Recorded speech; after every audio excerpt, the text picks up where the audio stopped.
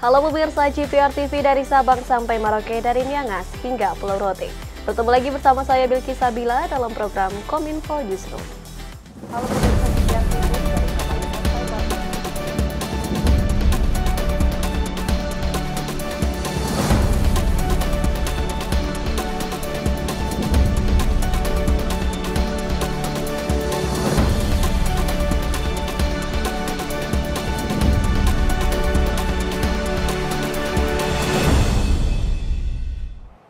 Inilah Kominfo Newsroom selengkapnya.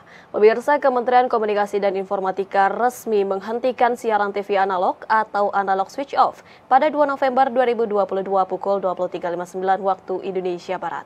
Menteri Komunikasi dan Informatika mengapresiasi atas kinerja seluruh pihak yang telah menjalankan peralihan siaran televisi analog ke siaran TV digital dengan tepat waktu. Sesuai dengan amanat Undang-Undang Cipta Kerja Nomor 11 Tahun 2020, Kementerian Komunikasi dan Informatika resmi memberhentikan siaran TV analog untuk wilayah Jabodetabek pada tanggal 2 November 2022. Penghentian siaran analog tersebut ditandai dengan penekanan tombol besar pada acara hitung mundur di kantor Kementerian Kominfo yang dihadiri oleh Menko Polhukam Mahfud MD, Menkominfo Johnny G. Plate, Ketua Penyiaran Indonesia Pusat Agung Supriyo, pimpinan lembaga penyelenggara multiplexing, serta para pejabat pimpinan tinggi madya dan pratama di lingkungan Kementerian Kominfo.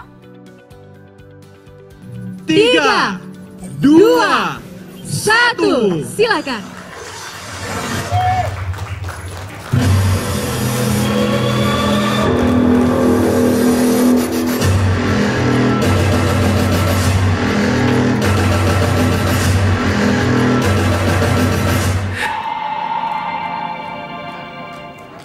Hingga saat ini secara nasional ada 220 titik termasuk di Jabodetabek yang sudah melakukan analog switch off, sehingga tersisa 292 daerah yang belum melaksanakan peralihan ke siaran TV digital. Menteri Komunikasi dan Informatika Johnny G. Plate menyebutkan pelaksanaan ASO benar-benar memperhatikan kesiapan wilayah. Pelaksanaan analog switch off ini agar betul-betul memperhatikan kesiapan wilayah-wilayah semuanya. Agar memperhatikan betul-betul agar analog switch off itu bisa berjalan dengan baik secara nasional. Sehingga setelah ini tentu kami menyusun mulainya dari wilayah-wilayah mana. Apakah nanti mulai dari ibu kota provinsi atau mulai dari wilayah-wilayah periferal di luar yang kosong, yang sedikit, itu sedang kita susun semuanya. Sehingga nanti secara teknis, ini betul-betul pertimbangan teknis ya. Ini hanya pertimbangan teknis. Kalau regulasinya kan sudah jelas regulasinya. Tapi secara teknis pemanfaatan reuse spektrum frekuensi, memperhatikan kesiapan wilayah, infrastruktur sudah semuanya. Dan kesiapan perangkat peralatan masyarakat, yaitu set-top box bagi masyarakat. Nah, ini kita akan lakukan dengan baik sehingga nanti analog switch off per wilayah itu bisa berlangsung dengan baik juga. Berdasarkan hasil monitoring tim yang ada di posko bersama Balai Monitoring Jakarta dan Tangerang menyebutkan, pada saat penghentian siaran analog per pukul 23.59 tanggal 2 November dini hari, menemukan bahwa dari 25 televisi siaran analog masih terdapat 5 stasiun televisi yang masih menyiarkan melalui sinyal analog. Merespon hal tersebut, Johnny G. Plate meminta kerjasama kepada pejabat dan tim lapangan terkait untuk melakukan diskusi hingga pendekatan untuk menyelesaikannya dengan baik. Menurutnya, ini semua demi kepentingan semua pihak termasuk industri.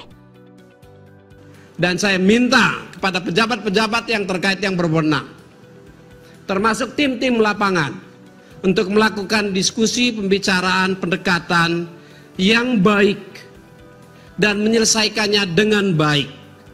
Karena ini demi kepentingan industri kita, industri pertelevisian nasional kita, dan demi kepentingan layanan bagi masyarakat kita. Nothing is personal. Selain itu, Menko Polhukam menyebutkan pemerintah meminta kepada seluruh TV swasta penyelenggara multiplexing untuk segera memenuhi komitmen penyediaan STB bagi rumah tangga miskin.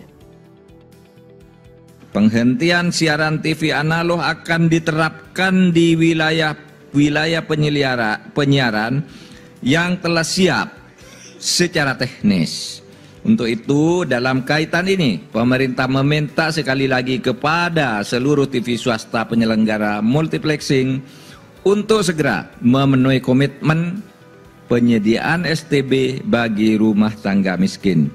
Saya meyakini penghentian siaran TV analog akan berjalan sesuai dengan amanat undang-undang tanpa menimbulkan gejolak dan kegaduhan di tengah masyarakat. Keberhasilan penghentian siaran TV analog di Jabodetabek akan menjadi benchmark bagi penghentian TV analog di wilayah-wilayah penyiaran lain di Indonesia yang siap secara teknis. Sementara itu, Direktur Geriantika Kurnia menyebutkan pemerintah telah membagikan 1,2 juta set-top box. Pemerintah juga menyediakan posko untuk mendata warga yang berhak mendapatkan set-top box. Nah, kenapa kita harus buka posko di Jabodetabek?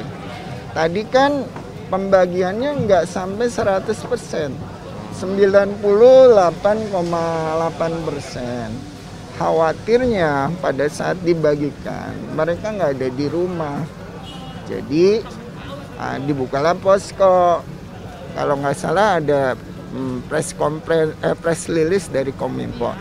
Ada 6 titik sama ada aplikasi cek bantuan set-top box. Jadi masyarakat yang memang sudah terdaftar tinggal masukin NIK-nya, mereka bisa ke posko atau orang kita bisa datang ke rumah.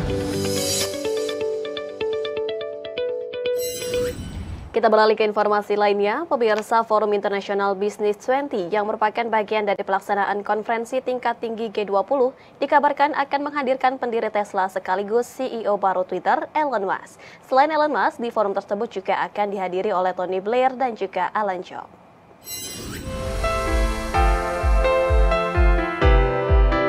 CEO Tesla, Elon Musk, dijadwalkan akan menjadi pembicara dalam forum B20 Summit pada 13 hingga 14 November yang merupakan rangkaian dari KTT G20 di Bali. Dalam akun Instagram The B20 Summit, Elon Musk akan menjadi salah satu pembicara dalam sesi bertajuk Navigating Future Disruption of Global Technological Innovation. Sebagai informasi, B20 atau Business 20 adalah forum resmi G20 yang melibatkan komunitas bisnis global. B20 sendiri lebih dikenal sebagai forum dialog antara komunitas bisnis global. Selain Elon Musk, di sesi lain, pembicara dalam forum B20 antara lain Tony Blair, pendiri sekaligus ketua eksekutif Tony Blair Institute for Global Change, lalu CEO Unilever Alan Job, dan Direktur Pelaksana Kebijakan Pembangunan dan Kemitraan Bank Dunia Mari Elka Pangestu. Dalam forum B20, selain Elon Musk, akan dihadiri pula Anindya Bakri, Chairman of Supervisory Board, Kadin Indonesia CEO and President Director PT Bakri & Brothers, yang juga akan bersama Elon Musk untuk menjadi pembicara dalam sesi tersebut. Badan Pengawas Obat dan Makanan menemukan produk senyawa perusak ginjal masuk ke Indonesia. Bahan baku yang dimaksud oleh BPOM bernama propilen glikol dan juga polietilena glikol. Kepala Badan Pengawasan Obat dan Makanan Penny Lukito dalam rapat kerja Komisi 9 DPR Republik Indonesia di Gedung Parlemen pada Rabu 2 November menyebut terdapat celah distribusi produk senyawa kimia penyebab kasus gagal ginjal akut masuk ke pasar farmasi di Indonesia. Kepala BPOM Penny menyebut masuknya bahan baku penyebab gagal ginjal akut tidak melalui pengawasan BPOM. Produsen obat sebut Penny harus mengantongi sertifikat cara pembuatan obat dari BPOM Republik Indonesia. Bahan baku pharmaceutical grade memiliki harga yang lebih mahal ketimbang industrial grade karena harus melewati mekanisme purifikasi tingkat tinggi di bawah BPOM. Penny mengatakan bahan baku propilen glikol dan polietilena glikol merupakan senyawa pelarut umum yang digunakan dalam industri pangan, kosmetik, tekstil, dan juga farmasi. Gap yang sudah kami temukan adalah satu, bahwa bahan baku masuk ke Indonesia atau bahan baku yang digunakan oleh industri farmasi masuk tidak melalui pengawasan Badan POM. Namun khusus untuk pelarut PG dan PEG ini, propilen glikol dan polietilen glikol ini masuk tidak melalui SKI Badan POM, tapi melalui Kementerian Perdagangan, apa istilahnya? Non-lartas, non-larangan dan pembatasan. Jadi tidak melalui surat keterangan impor dari Badan POM, artinya Badan POM tidak bisa melakukan pengawasan ke mutu dan keamanannya pada saat masuk ke Indonesia. Hal inilah yang menjadi sebab BPOM tidak dapat mengawasi mutu dan keamanan bahan baku tersebut saat masuk ke Indonesia. Produk PG dan PEG bagi farmasi wajib memenuhi standar baku mutu dengan ambang batas takaran aman maksimal 0,1 mg. Kandungan PG dan PEG yang melampaui ambang batas takaran aman disinyalir memicu senyawa perusak ginjal etilen glikol dan dietilen glikol. Atas penemuan ini, PENI telah melaporkan kepada Presiden Joko Widodo dan instansi terkait agar izin distribusi senyawa pelarut PG dan PEG harus melalui SKI Badan Pengawas Obat dan Makanan. Gap itulah yang dimanfaatkan kemudian oleh para penjahat yang memanfaatkan ya, dan memang ada indikasi kemudian dalam penelusuran kami kemudian bersama kepolisian untuk menelusur sampai ke pihak importir kemudian distributor dari bahan pelarut ini sampai ke industri farmasi yang kami temukan telah melakukan pelanggaran. Itu ada indikasi memang ada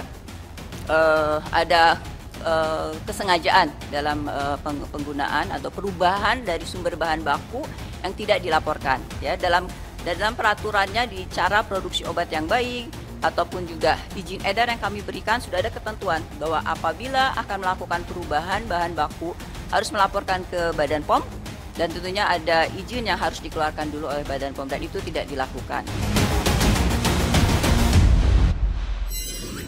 Menteri Perhubungan Budi Karya Sumadi menyebut proyek LRT akan selesai pada Juni 2023. Menteri Perhubungan juga membuka opsi perpanjang rute Light Rail Transit Jakarta dari Velodrome ke Manggarai.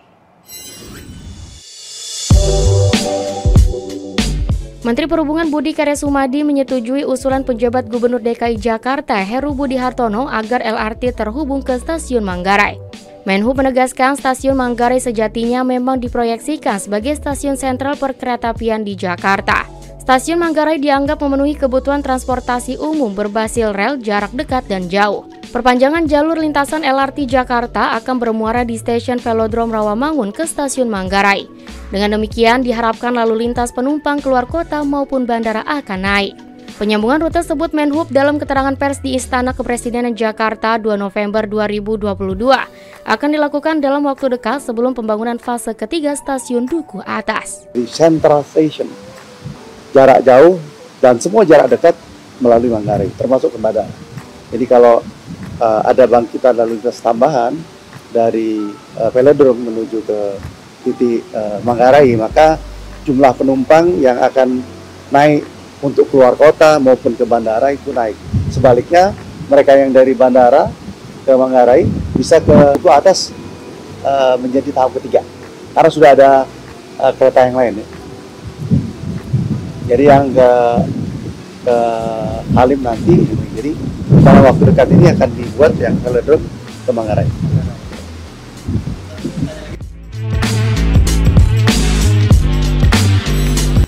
Pemirsa, usai jeda kami akan kembali dengan informasi lainnya. Tetaplah bersama kami dalam Kominfo Newsroom.